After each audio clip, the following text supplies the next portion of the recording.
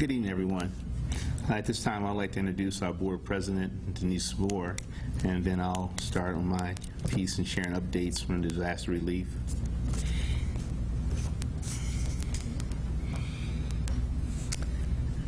Good evening, and thank you for coming.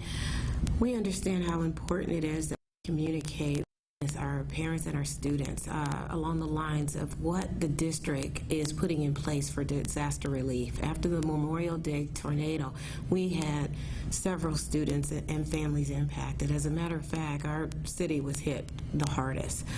What we're looking at is trying to make sure that when the doors open, that we can accommodate those students along the lines of their needs, specific needs, backpacks, school supplies, uniforms, and anything that we can do, we can actually provide as an outreach from the district. We have a lot of plans in place. Right now we have 226 students that are in need of uniforms. We have many students that are still displaced. Families are still looking for housing, and unfortunately, housing is very limited here in Trotwood. So we're putting things in place to make sure that those that come back are well taken care of, and even those that are displaced, we're going to be looking at plans on how we can get those students back to school and back into Trotwood-Madison. So, Superintendent's going to talk along the lines of the plan. We have information to share with you for those that are wanting to donate, for anyone who wants to get involved in helping us help our kids, and I'll go ahead and turn it over. Mr. Overson. All right, thank you. Thank you. Again, before I begin, I want to thank all the individuals who have been contributing to all the relief efforts here in Trotwood since Memorial Day. It's been thousands of people coming through and volunteering, helping all families here.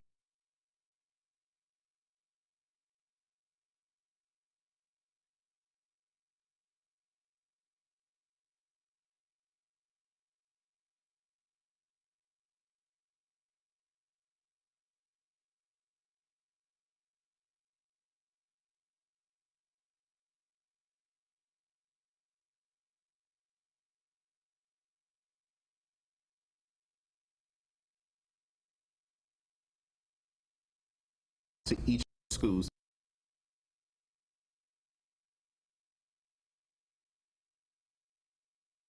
Always book back.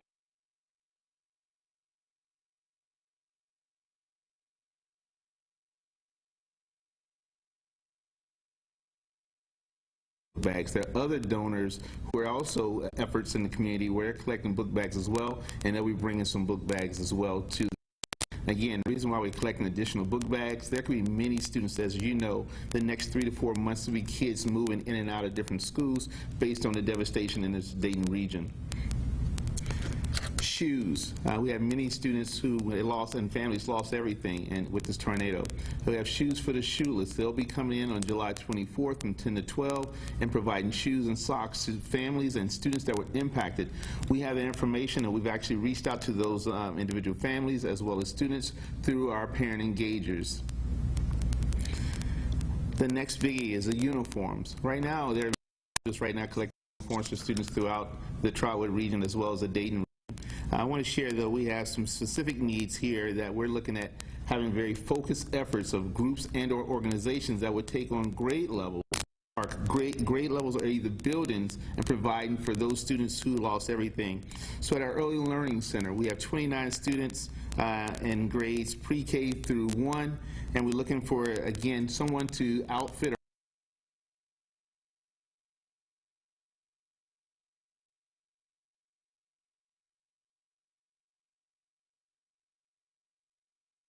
Westbrook.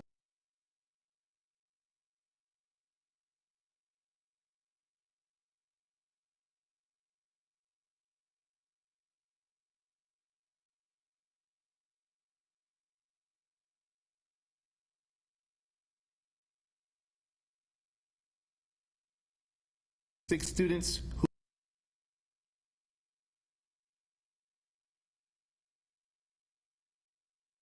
the 3 schools I've already mentioned, Early Learning Center, Madison Park, and Westbrook Village, their pant color is black.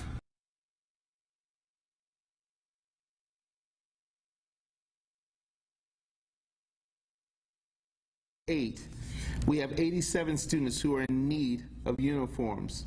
Again, we're looking for 3 pair of pants and 3 tops for those individual students. The middle school colors are khaki pants for all grades 6, 7, and 8 students, red top for 6th grade, white top for 7th grade, and a black top for the 8th grade. Again, we're looking for individuals who will come in and support us, and groups and organizations come in and support us with the uniforms. Actually, for the media, I actually gave you a breakdown of the numbers of kids per grade level. You also have the shirt sizes and pant sizes on there, so that way you can actually have that when you're giving out information. People can actually have that information as well.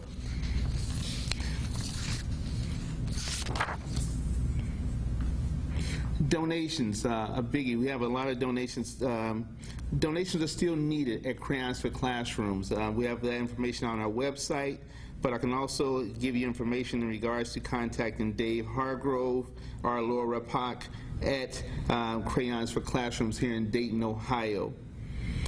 There's also Disaster Relief Fund at www.dc2c.org/donate.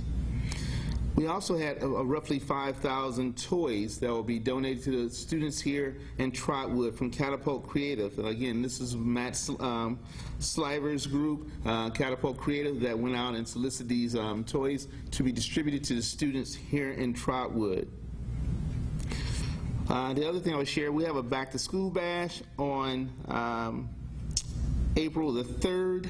We'll have more information in regards to the April 3rd event, what time, because there are other events going on also on that day of April 3rd, and we want to make sure we provide enough time for those other organizations and groups to do their functions as well. I'm sorry, August 3rd? I'm sorry, August 3rd. I'm sorry, August 3rd.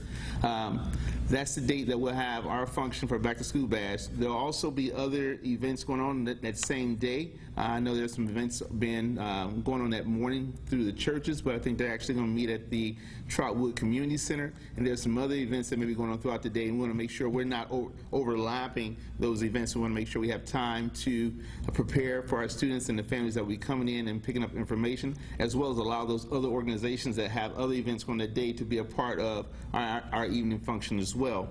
I'm very fortunate today to have one of our parent engagers here, Milt Pearson here. Milt Pearson, if you could come up, Milt.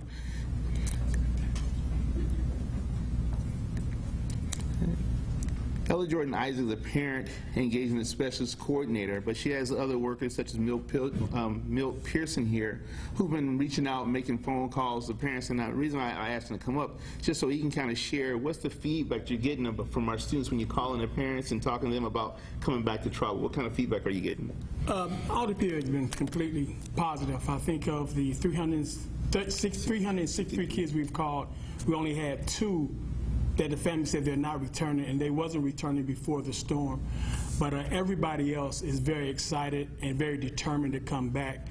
Some of them were pretty upset. They thought when they was displaced to Dayton or Centerville or wherever area that they couldn't come back, but we let them know that they are allowed to come back, and we'll do everything we can to assist them in coming back, and they were very excited. So I don't think any of our kids are planning on leaving us, so we're not giving up on them. Excellent, excellent.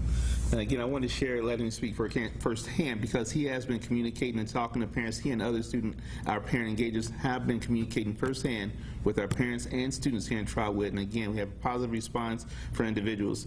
I can share with you also that we really won't know how many people actually moved outside of Trotwood until probably next week, or even probably the week after that. We know people are moving, but here's why I say that. Parents will then be calling us and giving us their new address in those other communities. So we'll then have a greater understanding of how many people actually have moved outside of Trotwood versus many individuals who may be taking up residence with other family members here in Trotwood. Next week, there will be a big meeting with some superintendents, student service directors, transportation directors, and that means really in regards to all those school districts that have really been impacted. And what we're trying to understand is what's that impact on our student populations in case we have to then start transporting and busing back and forth those students amongst the different school systems. As you know, that could be a major logistical nightmare. So we're going to be working with Northridge, Dayton Public, and any other school that's a part of that meeting next week, just to make sure that we understand where our kids are and how we go about transporting those students to and from school when school opens up. I think those are the things I had, and I want to make sure I opened it up, though, to you as a media, because I know you had some questions as well, and I want to make sure that I get those questions answered so we can get information out to our community. But I know one question as I was walking in, people asking about open enrollment. We have open enrollment currently right now for grades 6 through 12, and that was started back in January before the even tornado happened. And what that was designed to do is actually allow students to come to Trotwood. They will meet myself or some other designee from the district, and then we'll then bring those students into Trotwood. And since the storm has happened, if we lose students in grades K through 5, then we're looking at also then backfilling with students from who would then like to participate and be a part of the open enrollment here in Trotwood. Understand, through open enrollment, we cannot push out our native students. These are students that are here for students who want to open enroll in. Open enrollment is only in regards to K-5 if we have open available slots. So that's what that number, when you start looking at the number of students in each of those buildings, that's how many numbers that we'll be looking at then replacing if those students had not come back, or if those students do not come back. That'll be the maximum number that we would take, because we cannot run those buildings over capacity. And again, for the media, I'll make sure I scan you a copy of our policy on open enrollment. It's 5113. I'll scan that policy to you so you have a copy of our open enrollment policy here for Trotwood-Madison City Schools. But again, I want to make sure people in the community knew that open enrollment, yeah, we have it open for everyone, but again, we cannot push out our native students just to bring in students from outside. But the 6-12, there was open room anyway for students to come in grades 6 through 12. What questions do I have from you all? Yes, Chairman. You are 1 month and 2 days from the start of the school year. How far from normal is the school district right now in preparation? And in talking to families, how far from normal are they? That's a great question. I would say, you know, I'm going to use my employees. I think our employees are still struggling right now. So this is going to be a long-term project. This is not going to be short-term at all, and I don't want anyone to pretend to think it will be short-term. You know, I met with some teachers, and they were thinking, we won't probably know our real counts until about October 1st. It's going to be a lot of kids moving in and out, and some students from other districts that may want to open enroll and may come, they may find it to be a logistical challenge that they may have to go back to other school districts. So we may even have some students ourselves who want to be here that may find it as a logistical challenge. So again, we're going to try to remove all the barriers, but we also have to be realistic and understand that this is real life. And I'm just only going by what I'm seeing here within our own district right now with employees that were impacted by this damage in the storm right now. So, you know, in talking to them, there's a lot of individuals who are not back to normalcy yet, Jeremy. And I would say, I'm not so sure our people have had a chance to even reflect, to pause and to reflect yet as to what all is happening to them, because don't forget, those individuals whose homes were destroyed, they've been working on their homes or trying to get things out of their homes. They have not taken a break yet. And I'm just thinking of a couple employees here. They're at work every day, and they leave here, they go to their homes that are partially damaged or, you know, totally damaged, and they're still trying to make things happen here in the district to keep some sense of normalcy for the students when they themselves are still struggling. Janice, I have our treasurer here, Janice Allen, our CFO treasurer, and Janice may be able to talk more about some of the things that she's seen and heard from those individuals, our staff members. Janice, can you come up forward? Just kind of talk about what you've heard and thinking about the sense of normalcy here in the district.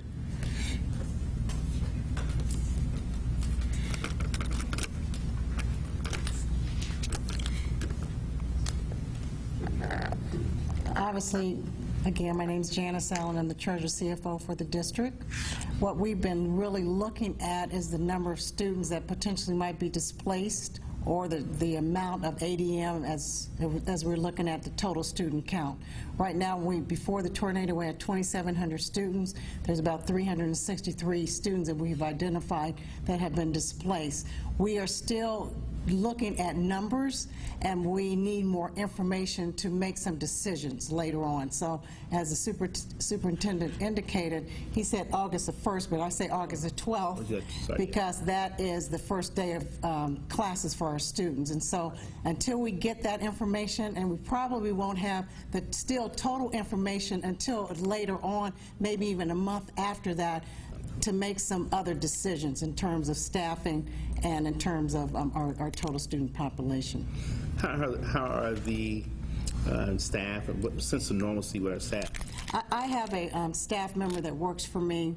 Her home was destroyed. She is now living in Huber Heights. Fortunately, in order for her to continue her normalcy, she has come to work for the last 2 or 3 weeks.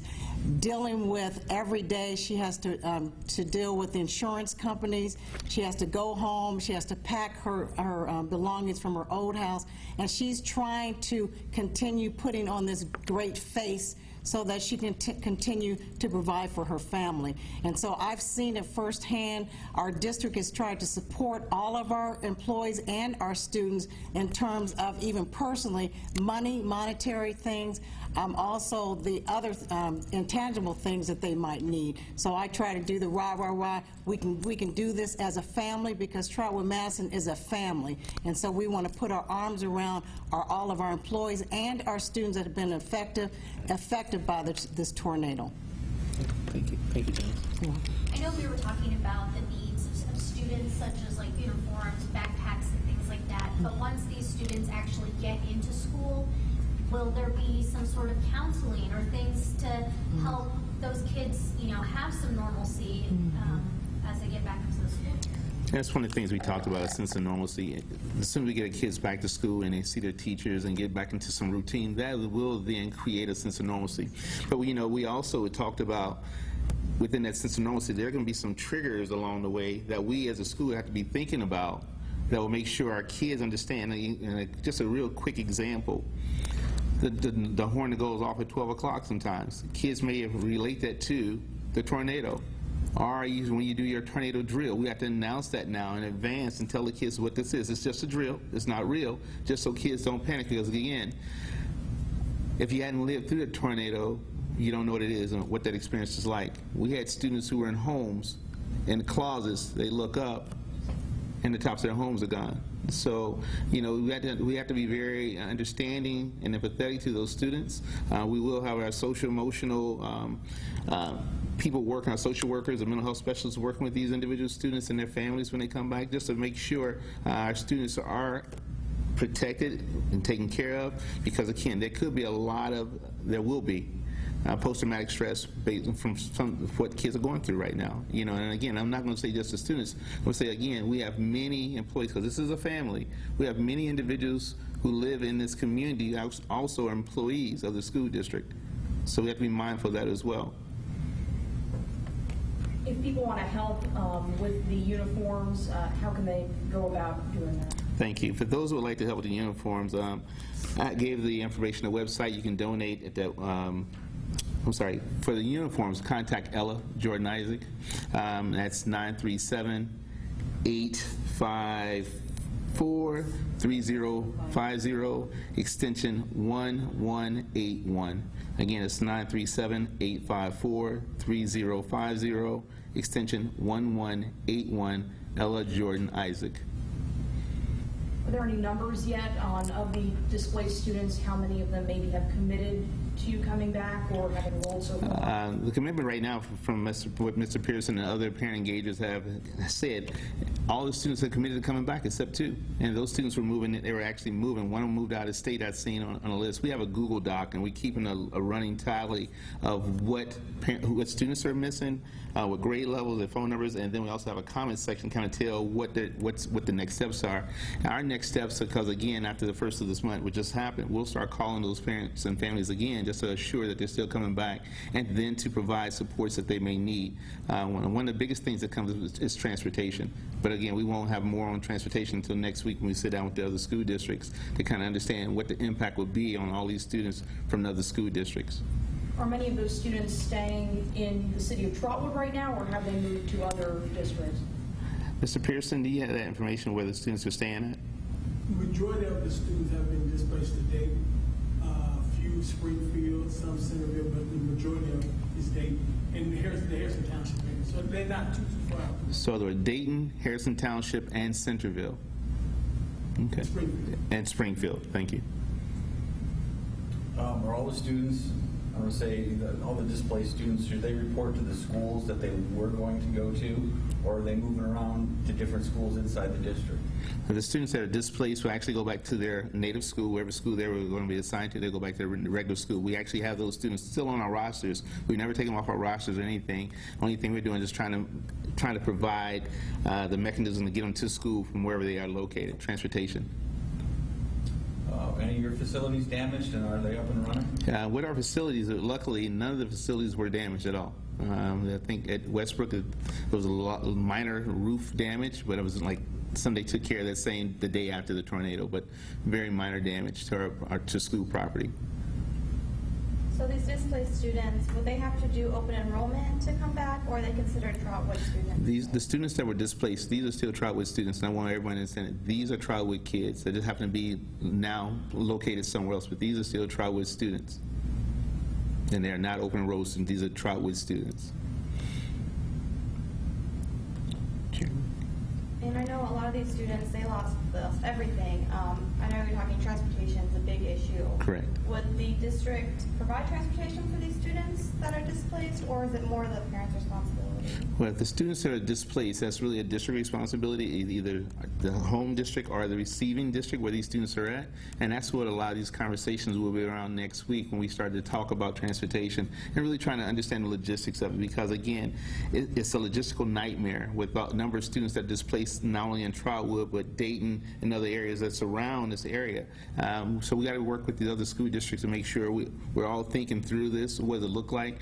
And even one of the conversations that came today is, would RTA be a part of this process? It could possibly, I think we first have to have the schools have a conversation first, and then start to think about what other options are available to us as a school system to make sure kids are getting back to the right schools, whatever schools that were the native schools that they were attending. Sure. Start time of the school day going to change? Are the hours going to change, or has that not really been figured out yet? The starting time is the same time we had, so that information has been shared, and that's already out there for our students. Like I said, one of the things in consideration is thinking about logistics of transporting. That's something that you're getting at, thinking about that's something we have to really look at with those students, and what kind of accommodations can we make for those students who may have to come from a long distance out to try to get back into Trotwood. Again, we have to be very empathetic to the student needs. Again, as you know, this is a family here, and we have to really make sure we're taking care of those kids and embracing those students and understanding they are dealing with more than the average student is dealing with right now. Jeremy? Under state law, am I right, I know you got to figure out the details, but your options basically are you bus them. The district where they're currently staying agrees to bus a certain number of kids. You buy passes via RTA or do somehow do that, or you can like offer a stipend to the family, or I forget, payment in lieu of. Right, payment in lieu of. Is that basically all the options? Those are the three options, but kids who are right now, if you think about McKinney-Vento, this is for our kids they're considered to be homeless. These are still Trotwood kids, they're homeless, and they will fall under McKinney-Vento Act. And so actually it's the district where they stand, there's a responsibility for them to get them back, and we'll work out the payment with them, how that works out. And that's what I was sharing with you. You think about Trotwood, Dayton, and some other school districts. We really need to get together and we've got to wrap our heads around what does this look like, and trying to transport students around. It could be drop points where you pick up, it could be hubs. I'm not sure what that looks like yet, because again, we're going to do a plot map of where these students, once they give us the addresses, we'll do a plot map. We also asked individuals who are living in Dayton to give us the main cross streets, because we may have enough students in one section. We actually run our own bus to that part of west part of Dayton, and actually could pick up students in that west part of Dayton. So we're actually looking at that kind of information as well. I mean, we're doing everything we can logistically to make sure we can provide the services and transportation for our students as best we can. I have a question. So why, I know the districts and the numbers and things like that, but why is it important for these students to all, come together and come back to Trotwood? Well, I think someone that said it best earlier, a sense of normalcy. as soon as we can get these kids back to having a sense of normalcy, understand they are going through post-traumatic stress disorder, but to get them back to some sense of normalcy allows those kids to start getting back to understanding that they're safe and they're cared for. And again, the people here that they know these teachers, they know the other students here, they know the community members here, and we want to get these, again, we want to get these kids back to a sense of normalcy as quick as possible. And I think about it, it's one of the reasons why we had summer school that started a couple days after the tornado. And people were saying, well, why get it going? Because we want to get kids back to some sense of normalcy, what they understood, and to get them away from some of the challenges in their own communities, thinking about the devastation that they just went through, to try to get them back to some sense of normalcy here within our community. Chairman? Your largest number of students who needs uniforms is middle school. I don't know if that means the largest number who were displaced is the same. 8th, 9th grade has traditionally been a dropout risk area.